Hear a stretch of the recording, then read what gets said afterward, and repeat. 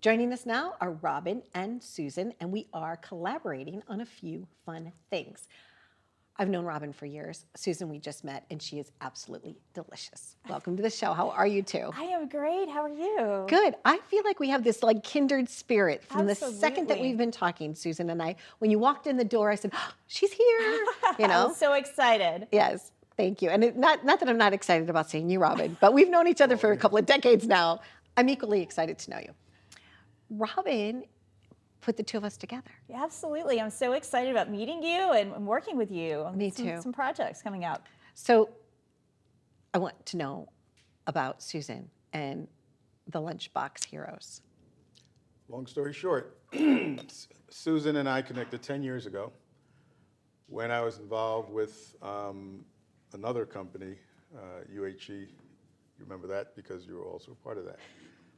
And upon my exit, I was checking emails, and I saw an email that had not been answered for 3 months. And so I said, I need to call this person because she was inquiring about, a show idea that she. So that's how it started. But she was involved with her kids' cooking studio, extremely busy, and long story short, it took 10 years to get to this point. Amazing. Susan will fill in the blanks, but amazing.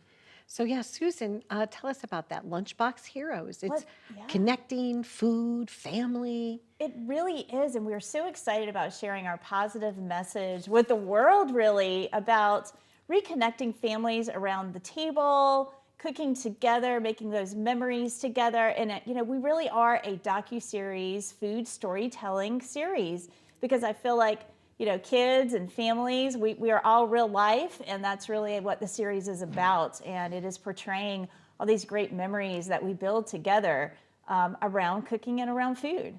So Robin, you just went down and you were shooting part of the series, right? What did you experience? What was like a behind the scenes moment there that made you feel like, wow, this is really something special? I learned how to make pizza the right way Oh, You did. I'm so proud for of the you. first time in my life. I tried it as a kid. I took the dough and ketchup. It just didn't work. no, It didn't work. no. Ketchup? It didn't work. But the kids, it happened really quickly. And I tasted each one, and it was amazing. And the secret was in the dough, as Susan was explaining. So I learned, okay, you've got to use this special dough and not ketchup, Not ketchup, right. Well, ketchup, if you have Italian seasonings and a few other things, a little vinegar, I mean, you can doctor ketchup up to almost be pizza sauce, but, it's definitely maybe. Pickles, though, that was one of the secret ingredients, that they put pickles on A little the pizza. pickle on the So pizza. we had a Spicy. secret Fun. ingredient delivered by a neighbor Oh, wow. on the series, and it was pickles. And so the kids had to incorporate. The challenge was for them to create their own pizza, make it part of them, the things that represented them. And so we had a neighbor show up at the last minute and brought a jar of homemade pickles. Wow. And I was like, okay, so we're getting so excited now. You have to incorporate those pickles, but you can't just put pickles on the pizza. Right. You have to make it something that showcases yourself and your personality. And so it was neat to see what these kids really were coming up with and putting it on their pizza. Now, Susan, you've been very successful at many things. Yes. What made you decide to say, you know what, this is the moment that I want to have this be my legacy? So I think giving you a little bit of history, I started and founded a kids culinary concept back in 2008. Ended up franchising the company in 2015. We were in 8 different states, lots of locations. And it was just such an amazing experience, an amazing ride for me to see these kids connect with food, bringing people back to the table together, listening to them. But the one thing I realized is a lot of kids had just really lost the knowledge of food. Where does our food come from? It doesn't just come from a supermarket.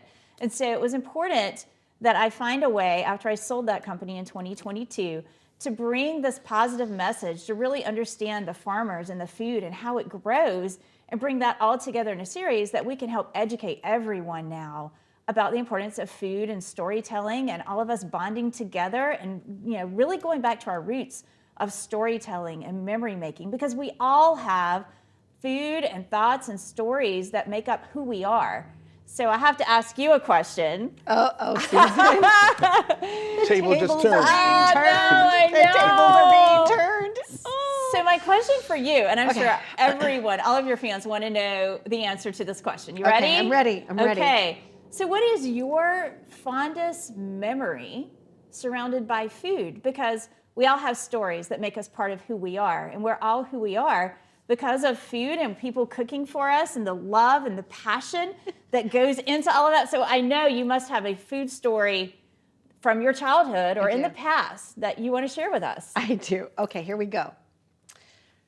Wow. So growing up in the Midwest, I lived in like just a single, story home, but a smaller home. Right. It was a modest Midwestern home, and my father would not let us use the oven during the summer months because it would make the air conditioning have to work harder, and for whatever reason, it was like frowned upon. Right. We could make stuff on the stovetop, but we couldn't make stuff in the oven. Well, my brother Tony is 10 years younger than I am, and I have another brother that's a few years younger than I am. And my favorite, fondest memories are, we had a woman that lived next door, and her name was Hazel. We loved Hazel. Hazel had a very fancy gas grill that you could turn on and open it up. And so I decided I was gonna make a cake. And all we had was cake mix and a can of fruit cocktail. So I mixed it all together. I baked it, and I baked it on her gas grill oven, and it actually turned out. And so anytime we would try to make something, a different recipe, just in case it didn't work out, we would tell our family, my brother and I, that it was AC/DC restaurant, because his name was Anthony Campana. My name was Donna Campana. And so we would also say, if my mother ever asked me where I got the recipe, I'd always just say Susie's grandma. I had this friend named Susie, right? Because I didn't want to, at the time, I didn't want to own up to the fact that it was something I had created and just made up on my own. Right. But we had made, that summer, we made that fruit cocktail cake. How it baked, I have no idea, but it wasn't terrible. We made hot dogs that we had cut up and put into a combination of ketchup and mustard mixed.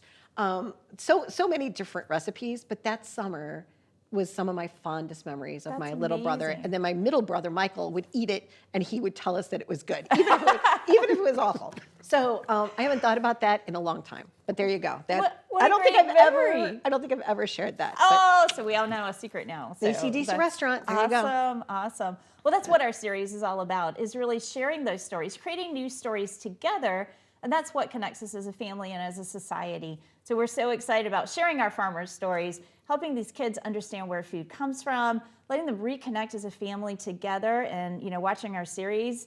We took the kids out when we filmed last week. We took the kids out to a park. We created an entire campfire scene. And we brought a wilderness expert in to understand, hey, if you're camping, what food and what berries in the forest are edible. Let's take a look at that. Yes. That sounds really cool. Hold on, let's take a look. Okay. Ready? Give us some oxygen. Ready? You got it. Look, we have a fire. Just look at the crispiness on this.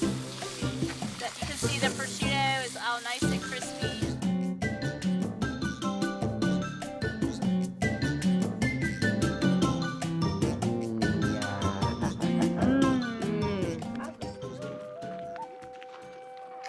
Oh, wait, sorry.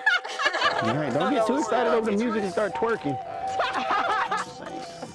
I don't get my overcoat background. Ain't that thing? Rock it, rock it, rock it, Ross. Ooh, you just burnt your stick.